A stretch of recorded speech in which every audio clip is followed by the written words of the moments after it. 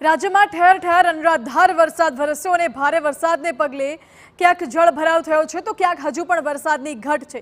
રાજ્યના અલગ અલગ વિસ્તારમાં વરસાદ નોંધાયો છે, જો કે સરેરાશ કરતાં ગત વર્ષની સરખામણીએ આ વર્ષે સરેરાશ કરતાં ઓછો વરસાદ વરસ્યો છે, પરંતુ હજુ પણ આગામી દિવસોમાં હવામાન વિભાગની ભારે વરસાદની આગાહી છે। આપ જોઈ લો અહીંયા ક્યાં રેડ એલર્ટની આગાહી છે, તો આપને જણાવી દઈએ રાજકોટ, પોરબંદર, જામનગર અને જૂનાગઢમાં રેડ એલર્ટની આગાહી કરવામાં આવી છે। હવામાન વિભાગ દ્વારા ભારેથી અતિભારે વરસાદની આગાહી કરવામાં આવી। આ તરફ જોવા જઈએ ભાવનગર, ગીર સોમનાથ, દ્વારકા અને કચ્છનો જે વિસ્તાર છે ત્યાં રેડ એલર્ટ છે, ત્યાં પણ ભારેથી અતિભારે વરસાદ વરસી શકે છે। ખાસ કરીને લોકોએ તકેદારી રાખવી પડશે। દરિયા કિનારાના વિસ્તારોમાં પવન ફૂંકાવાની પણ શક્યતા છે। હવે ઓરેન્જ એલર્ટ પણ જોઈ લઈએ।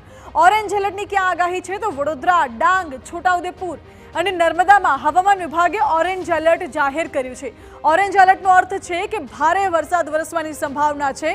આ તરફ તાપી, બોટાદ, અમરેલી અને દીવમાં પણ ઓરેન્જ એલર્ટ જાહેર કરવામાં આવ્યું છે।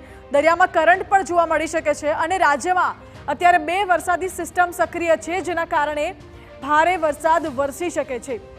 હવે યલો એલર્ટની વાત કરી લઈએ તો યલો એલર્ટ ક્યાં ક્યાં આપવામાં આવ્યું છે? અમદાવાદ, દાહોદ, આણંદ અને સુરેન્દ્રનગરમાં યલો એલર્ટ જાહેર કરવામાં આવ્યું છે। યલો એલર્ટનો અર્થ છે કે ક્યાંક છૂટાછવાયા વિસ્તારોમાં ભારે વરસાદ પડશે તો ક્યાંક સામાન્યથી મધ્યમ વરસાદ વરસી શકે છે। અમદાવાદ સહિતનો જે વિસ્તાર છે ત્યાં અત્યાર સુધી વરસાદની ઘટ રહેલી છે, એટલે યલો એલર્ટની આગાહી છે। અમદાવાદમાં પણ વરસાદ આવશે, જ્યારે આણંદ, દાહોદ, સુરેન્દ્રનગર માટે પણ યલો એલર્ટ જાહેર કરવામાં આવ્યું છે।